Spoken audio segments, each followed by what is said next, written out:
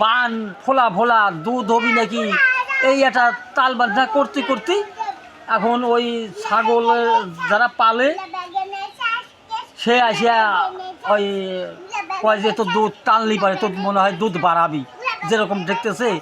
এখন ওই রকম গ্লাস গ্লাস আনিয়ে টান দিয়ে সর করে দুধ আসে। এই তো দেখলাম এই কয় যে এই ধারে যে দুধ হয়েছে। আমি করলাম দেখি, শুনি নেই এইরকম, শুনি নেই যে বাচ্চা না দিলে দুধ হয় কেমন করিয়া। এই তো দৈনিকে এখন দয়। আজও আমি বলছি যে ছাগলের দিদি এই উলান ছাড়ছি এইরকম ঠেকতেছে, কয় দুধ হইতেছে। বাচ্চাটি একজন তার মানে নাতিনি নিলেও যে পুরস্কার দিছে, সে সময় তার বয়স ছিল 3 থেকে 4 মাস। এখন মানে বর্তমান ওর বয়স দেড় বছর হবে।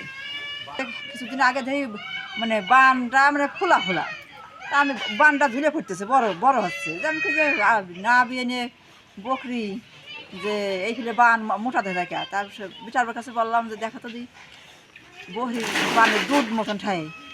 তা বিচার বাবা সে গিলাস নিয়ে এসে দুধ দেওয়া বলতেছে, মা এই দেখেন যে কতখানি দুধ আছে, 1 পোয়া মতন দুধ আছে।